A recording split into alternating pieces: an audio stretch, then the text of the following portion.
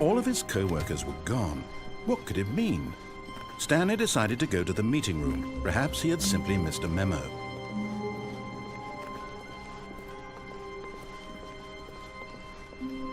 When Stanley came to a set of 2 open doors, he entered the door on his left. This was not the correct way to the meeting room, and Stanley knew it perfectly well. Perhaps he wanted to stop by the employee lounge first, just to admire it. Ah, yes, truly a room worth admiring. It had really been worth the detour after all, just to spend a few moments here in this immaculate, beautifully constructed room. Stanley simply stood here, drinking it all in. But eager to get back to business, Stanley took the first open door on his left. Stanley was so bad at following directions, it's incredible he wasn't fired years ago.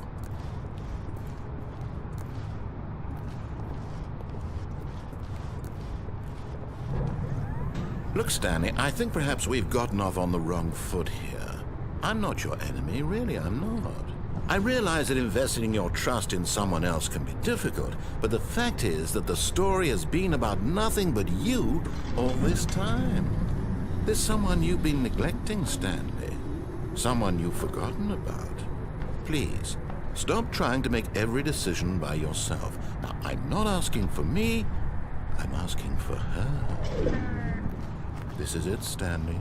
Your chance to redeem yourself, to put your work aside, to let her back into your life. She's been waiting.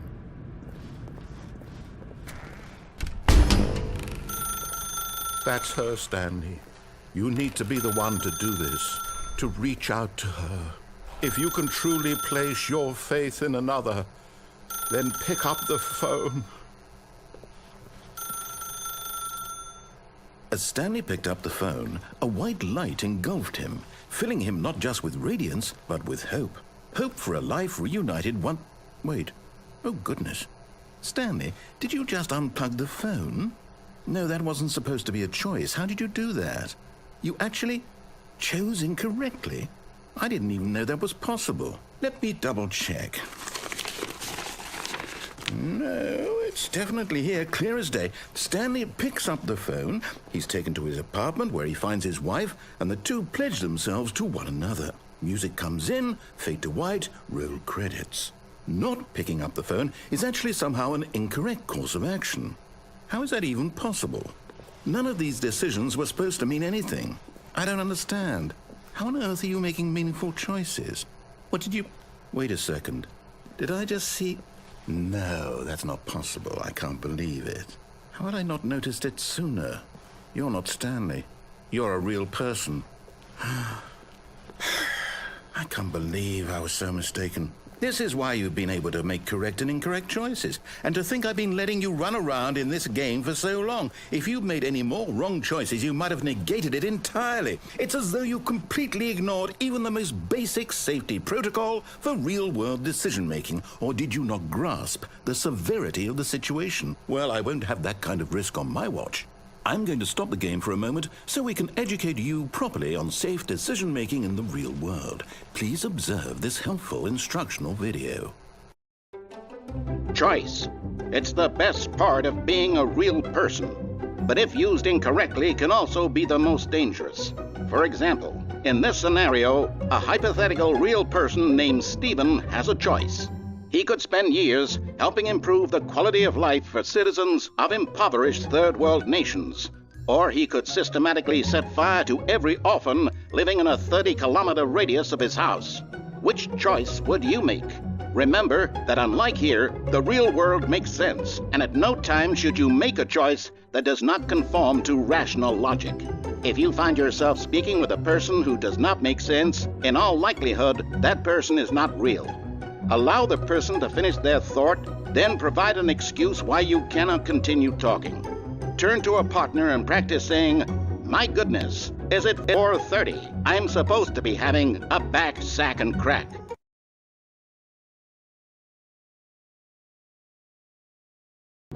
Excellent. Making choices on a regular basis is the best part to a healthy decision-making process. Most medical professionals recommend making at least 8 choices per day. Do you make more than 8? Less?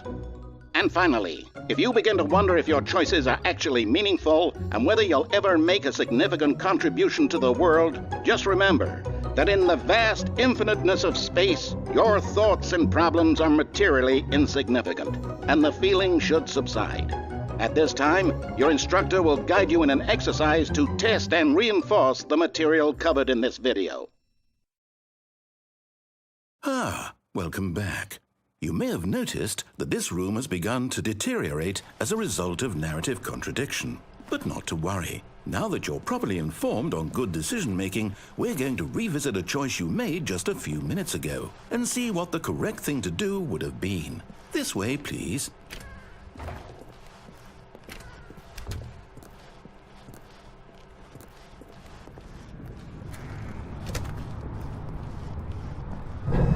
Now that we know your choices are meaningful, we can't have you jumping off the platform and dying.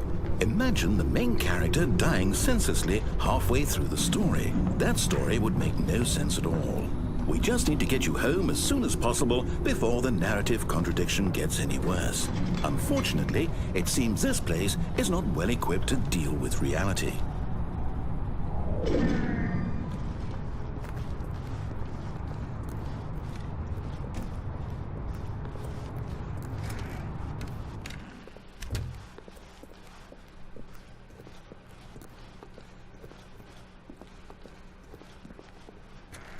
Almost there. You'll take the door on the left, back to the correct ending, the story will have resolution once again, and you'll be home free in the real world. Now remember, all you need to do is behave exactly as Stanley would. That means choosing responsibly and always putting the story first. I'm quite sure you'll be up to the task. Just follow my lead and you'll be fine. All right. When Stanley came to a set of 2 open doors, he entered the door on his left. No! Why did you do that? Quickly, hurry back in the other direction. Perhaps we're not too late.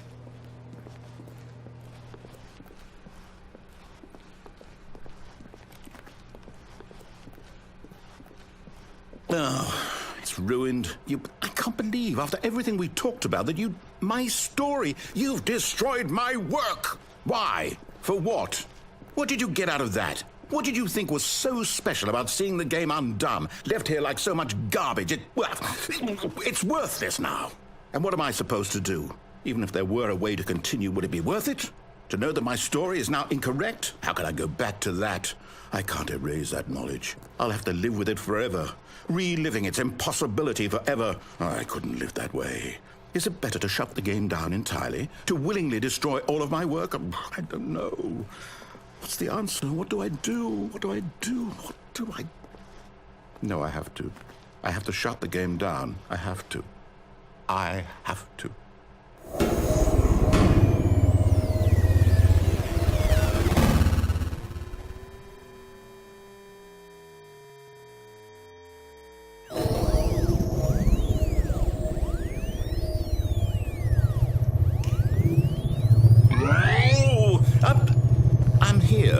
I'm still here in this pile of rubbish, with you who thought you were so clever.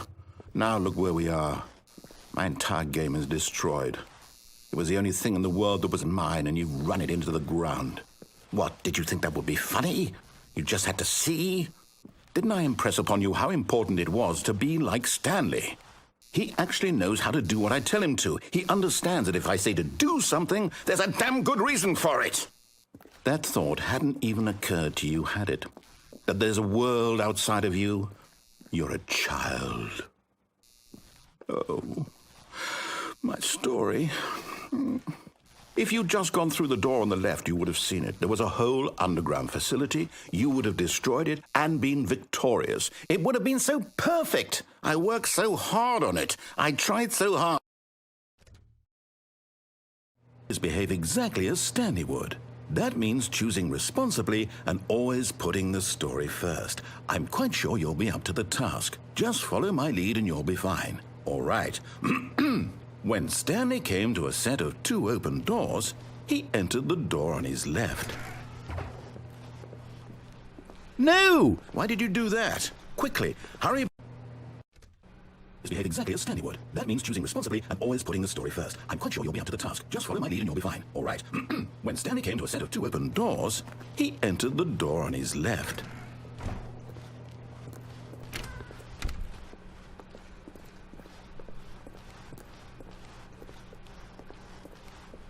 Yet there was not a single person here either. Feeling a wave of disbelief, Stanley decided to go up to his boss's office, hoping he might find an answer. Coming to a staircase, Stanley walked upstairs to his boss's office.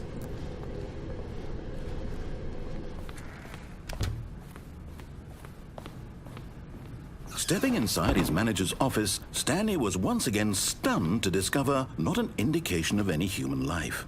Shocked, unraveled, Stanley wondered in disbelief who orchestrated this, until he saw the door with a voice receiver next to it. Surely behind this door lay all the answers to his questions. And beyond all probability, he knew the passcode. He had seen it on his boss's computer just last week. Night Shark 115. Was this the code to open the door? Would it still work? There was only one way to find out.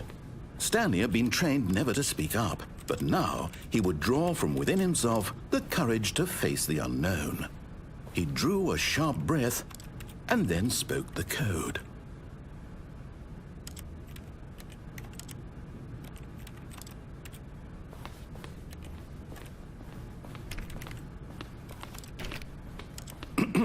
Stanley spoke the code.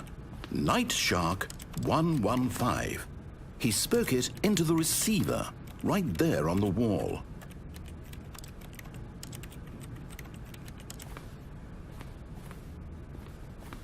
I'm sorry, is there a problem? You didn't mishear me, did you? Please speak the code into the receiver. Otherwise, we can't get on with the story. This is a crucial step.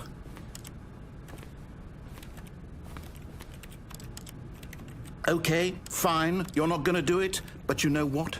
It's pretty humiliating to bring you this far, only for you to suddenly decide you have better things to do. I asked you for this one single thing, for your respect.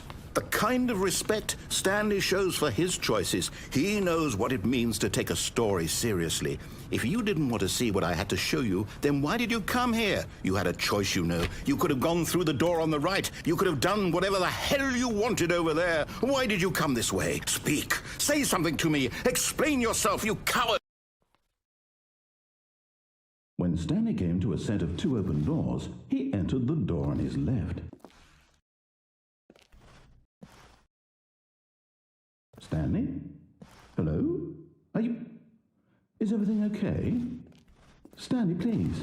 I need you to make a choice. I need you to walk through the door. Are you listening to me? Can you hear me? Is everything all right? Stanley, this is important.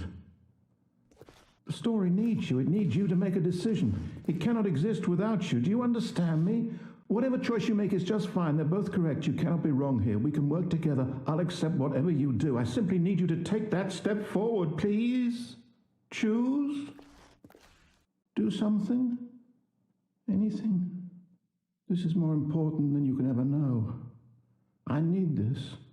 The story needs it. So, you hear me? Are you there? Are you listening to this? Stanley, are you there? Okay. It's okay, I can wait. You need time to decide. Time to make sure your choice is correct. That is the best choice. That's all right. I'll wait for you to decide what's the right thing to do. Take as much time as you need.